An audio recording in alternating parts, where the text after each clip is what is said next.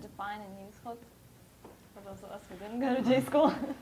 Well, again, just to sort of repeat, if there's a lot of stuff in the news about housing, or even if there's foreclosure and like how terrible things are, you know, and if that's sort of like been sort of the headlines, like it's on the front page or it's led the business section, if I've got an item that is sort of, quote, counterintuitive, that cuts against that, you know, it's a really good time to use it because, you know, I write a business column, you know, I'm sort of a journalist, you know, I'm meant to be sort of like somewhat dispassionate, but I'm also actually very supportive of the business community, and I have, as been said, get a little tired, you know, of bad news all the time. It's sort of relentless, and people get burned out by it, and there's a lot of other stuff going on. And yes, some of that is hype when people say, it's the best time to be in business. Well, yeah, for some people that may be true, you know, but not necessarily for everybody. Nevertheless, having said that, you know, if there's like a little ray of sunshine, you know, that one can bring, you know, yeah, I'll do it, you know.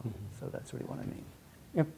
Go ahead. If I could add the, you know, news, that's a big issue for us is what's the news hook. We need a news hook. An example of a news hook in the current issue of the San Francisco Business Times is a major Orinda housing development, one of the biggest plots of land still left near San Francisco, has come to a standstill because the builder has gone into default and is furiously trying to do a workout, restructure their debt load, and reactivate that program. So something is happening. Think in terms of milestones, a new round of funding from a venture capital firm, a shakeup in the CEO suite and people got bounced out, an international expansion, something that's really new and not stuff that we have plans to expand to 5 cities. That is fine as long as it's like, what are the cities? Tell us right now what they are, and who is the commercial brokerage firm or firms that are looking right now to find you space. Because people love to throw stuff like that out, but the truth of the matter is it's an aspirational thing. It's a dream that they have, and they're actually not acting on it at all. The other thing I wanted to add is that one of the things to be really aware of, and a press release, I've just seen so many press releases that do this giant wind-up in a pitch. It goes on for paragraphs and paragraphs and paragraphs, giving you all this information, and then all the way down at the bottom, it says what they think the story is. Think in terms of writing a press release more along the lines of a news story with the information at the top. Make the delivery, give us the payload off the top to give us a reason to continue reading.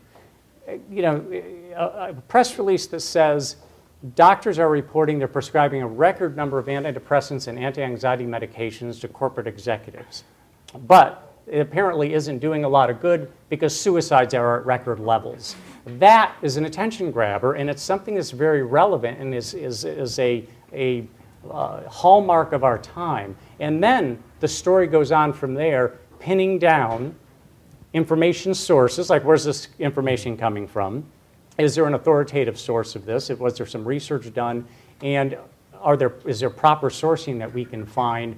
Flesh it out from there with the rest of the press release, but don't give the big wind-up. I mean, I actually got practiced at getting a press release and dropping down to the last graph because that's where I get the information and just ignore the rest of it. Once I read the last graph, I'd figure out whether I wanted to read any more of it. But if you're writing for a press release for a newspaper, think in terms of modeling the newspaper, or at least the news style, because that's what you're after. All right, let's. Can I just? Yeah. Do you mind if I just add something to the hook idea? And again, I'll try and come up with concrete examples whenever I can. I had an item. It sounds self-serving because I'm talking about items I'm doing, but I had an item today about a company called Plastic Logic, and it's doing Plastic Logic. There's this flexible display technology that's sort of coming on. It's not brand new, but it's sort of moving a little closer to the sort of the merging of web and sort of traditional print a little bit more, because it's actually meant to be actually physically flexible, you know, as opposed to like a hard screen.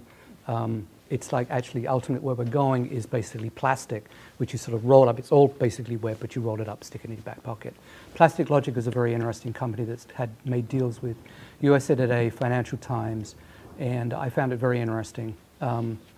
And I had the item for some time, and I wanted to get the item in, but again was looking for like kind of like why should I put this in sort of particularly now, except to say interesting company. And I just called them up because, you know, and said, anything new, going on with you guys? And they said, well, it just so happens we just are doing a deal tomorrow with the 2 Detroit papers who are also signing on to have their content distributed on their thing is coming out. It's in a prototype now. It's coming out in a few months and be marketed full-time next year. So I said, bingo, I've got a name. So again, I can give it like a little newsy lead. Again, that's a sort of another example of sort of a hook. If you're doing something new that day or tomorrow, or better still, next week that nobody else knows about, that really helps too. One other thing, just sort of thinking about what you said, Mike, about the pitch. The only thing I would say to all of you pitching is just one thing and one thing only. If there's one thing you take away from it, don't lie to me. That's all. I would add, please don't lie to me. Essentially, I found that there's 2 things to get stories in the newspaper. One is an exclusive. One is information that nobody else has, no one else has heard of, no one else knows about. That will get you in the newspaper a lot of the time. The second thing, and this was a great, recently during one of the grim bouts of news, the Metro editor had this great quote, and he said that he'd talked to I think Dan Barry, who's one of our columnists, and he said Dan Barry has this great saying about newspapers, that there's 3 essential needs of human beings, and it's food, and it's sex, and it's stories. And that rang a bell with me, because what that means is that beyond an exclusive, which will get you in the paper 99% of the time, what gets you in the newspaper is a narrative. And if you can give me something, some sort of story, something that gives me a way into telling about a larger theme, whether it be, a housing crisis or, a suicide rate amongst corporate executives, or if you give me a character, if you give me places, if you give me interesting situations, if you give me a story, that's going to pique my curiosity. Because I think it really does, especially right now, especially with the rise of blogging, with the rise of the 24-hour news cycle. You guys have heard this ad infinitum, I'm sure. But getting new information in a newspaper, in a dead tree, is increasingly difficult. So our prerogative, what we're being asked to do more and more, is find ways in, find ways to tell a story, because more and more often the job of newspapers is not to break news. It is more and more often, for better or for worse, to explain news, to elucidate news, to give a narrative to news, to bring it home for people, much in the way that I think TV journalism did for years and years and years as well.